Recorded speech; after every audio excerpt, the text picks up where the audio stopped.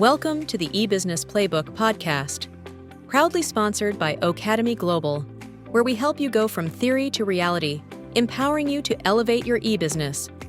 Join our open community at the eBusiness Playbook by Academy on Facebook and LinkedIn, and check out our training packages at academyglobal.com to find out more. Welcome to the eBusiness Playbook. It's great to be here. Today we're going to be diving into something really important for, anyone running a business online. Yeah. And that is navigating the unexpected. Absolutely. You know, how to deal with the surprises that come up. Yeah. And you've shared some really valuable material with us on business continuity and disaster recovery. Right. And we really want to kind of extract from this the Kim strategies, not just for weathering the storm, Yeah. when these things come up, but actually coming out stronger on the other end. Yes. So we know that, people listening need clear and actionable insights. They don't want to be bogged down with a bunch of technical details. For sure. So we're going to break down exactly how to protect your e-business in a really practical way. Yeah. So when we talk about keeping your e-business humming, Right. even when these unforeseen issues pop up, Right. we're really talking about two kind of interconnecting ideas. Okay. One, we call it business continuity planning, or BCP for short. And the other is disaster recovery planning, or DRP. Okay, so let's unpack that a little bit. Yeah. So business continuity planning, what does that mean in simple terms for someone running an online shop or service? Yeah. I mean, think of business continuity planning as your roadmap for maintaining those really essential functions of your e-business during and after any kind of disruption. Right. So we could be talking about something like, just a temporary glitch on your website. Right. Or, a problem with your payment processor. Right. Or it could be something much more significant, a regional internet outage. Sure. Or even something that affects your reputation online. Got it. So those are the types of disruptions that we're talking about. And the main goals here really are to keep that downtime, that interruption, as short as possible. Right. We want to maintain our customers' confidence. Of course. And naturally, minimize any financial hits that could come from that disruption. Got it. So it's all about keeping the core of the business operational, even if there are bumps in the road. Yeah. So then how does disaster recovery planning, the DRP, fit into this? Yeah, so disaster recovery planning is a little bit more of a focused approach. Okay. And it really zooms in specifically on your IT systems. Got it. The technology that kind of underpins your e-business. Yeah. So there's a major technical problem, like we could be talking server failure, a cyber attack that cripples your systems, even a natural disaster, something that affects your physical tech infrastructure. Wow. Disaster recovery planning, that's your detailed plan for getting those critical technological components back online. So the BCP is kind of like the broader strategy for keeping the business running overall. And then the DRP is a more specific plan for getting the tech back up and functioning. Exactly. They're related, but they address different aspects of that crisis. Right. And they really are kind of two sides of the same coin. They need to work together seamlessly. Got it. Because, you might have a great strategy for handling customer inquiries if your website goes down. Okay. But if your website is completely inaccessible, that's where DRP comes in, right? Yeah. Your overall response is going to fall short. Okay. So we've got a handle on the basics here. Right. Let's talk about, heading off trouble in the first place. Yeah. What are some proactive steps that an e-business owner can take when thinking about their business continuity plan? Sure. So the very first critical step is to really understand your business inside and out. Okay. You need to clearly define what the most vital functions of your e-business are. Right. The ones that absolutely must continue during an emergency. Okay. So we're talking about processing orders. Okay. Keeping communication open with customers. Right. Ensuring that payments can still be made. Got it. Once you identify these core functions, then you can really focus your preparation efforts and resources where they matter most during a disruption. So it's not about trying to keep every single thing perfect. Right. It's about making sure that the most important things keep going. Exactly. So what comes after that? So once you know your critical functions, you need to clearly define who on your team is responsible for what if something goes wrong. Okay. And this includes everything from backing up data to communicating with customers, even handling public relations if necessary. Wow. And importantly, everyone in your organization needs to be trained on these backup and recovery procedures. Okay. This isn't just an IT responsibility. Right. It's really about building a company-wide culture of data security. Got it. And preparedness. That makes a lot of sense. If everyone knows their role, Yes. then you can avoid a lot of the chaos and react so much more effectively when something unexpected happens. Yeah, absolutely. What about being able to kind of see potential problems coming before they actually hit? Yeah, so that's where risk analysis comes into play. Okay. You really need to systematically identify potential threats and vulnerabilities that could impact your online operations. All right. And this goes beyond just thinking about technical failures. Okay. We also need to consider, cyber threats like ransomware or data breaches. Of course, yeah. Those can have huge financial and reputational damage for an e-business. Right. We have to think about potential issues with our key service providers. Right. So that could be, your payment gateways or your website hosting or even disruptions to your supply chain if you're selling physical products. Right. So it's all about thinking through all the potential what-if scenarios, figuring out how likely they are, exactly. How much damage could they cause. Yeah. So once you've identified the risks, you've assigned roles, what's next? Do you just hope for the best? No, definitely not. Okay. The next really vital step is training and running drills. Your plan is only as good as your team's ability to put it into action. Yeah. So these regular training sessions and practice scenarios are essential. Got it. It's like rehearsing for a play. Yeah.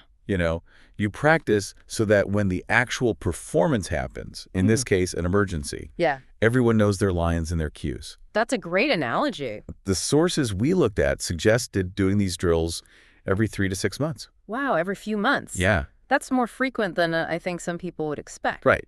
But it makes sense because you need to actually try it out. Yeah. To see if it holds up. Of course. And then the last proactive step in business continuity planning is to continuously review and update your plan. Right. Because your e-business, it isn't static. Right.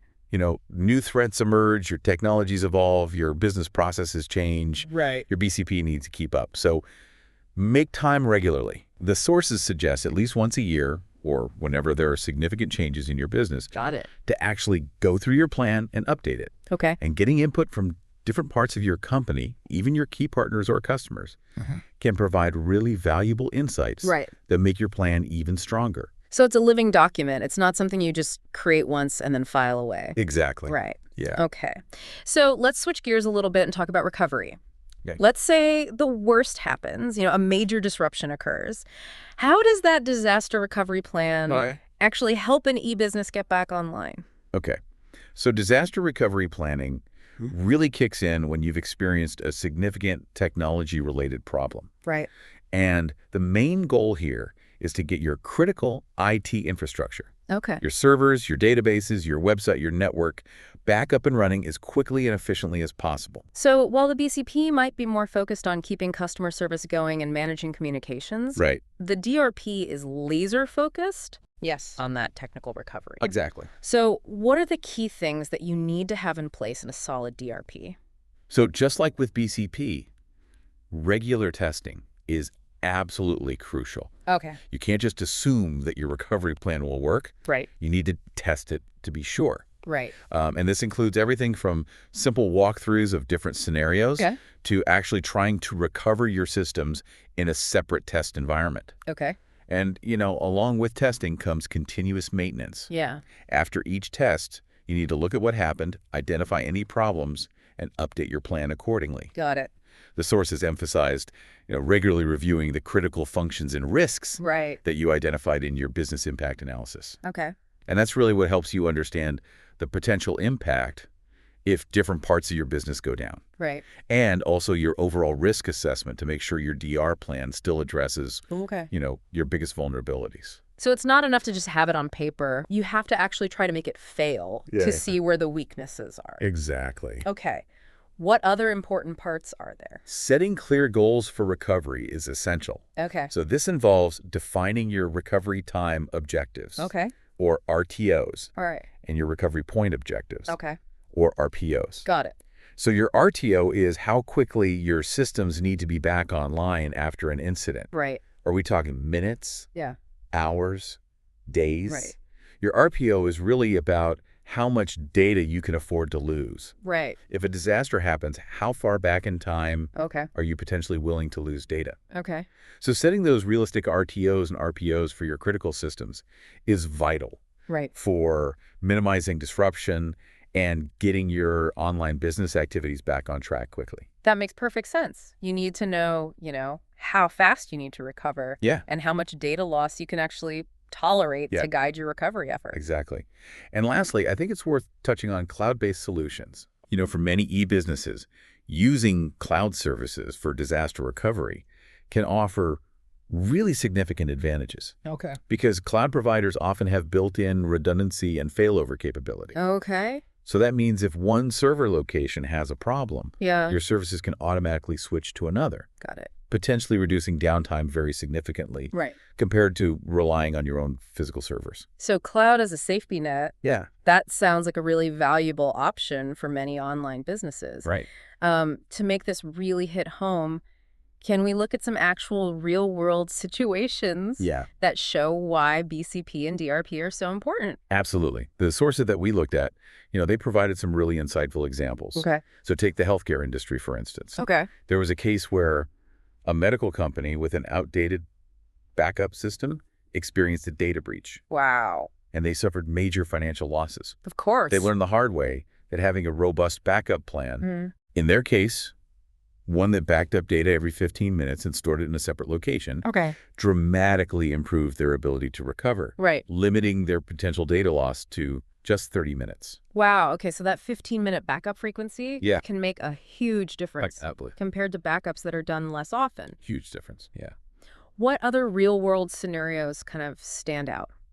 In the financial services sector, where they're constantly dealing with sensitive customer information, Yeah. having a strong BCP to handle cyber threats and data theft, it's not just a good idea. Right. It's often a legal requirement. Oh, wow. These plans need to cover not only the technical steps for recovery, Okay. but also how to maintain compliance with data protection laws during a crisis. Right. You have to get back up and running, but you have to do so responsibly as well. Exactly. All right. And in the transportation industry, we saw how Delta Airlines Okay. used their business continuity planning during Hurricane Sandy to minimize disruptions Wow. and keep their customers' trust. Okay. Even with a major weather event, they were able to get their operations back on track relatively quickly, Right. which shows how proactive planning can protect your reputation and customer relationships. Yeah. These examples really drive home why this is so critical. Yeah.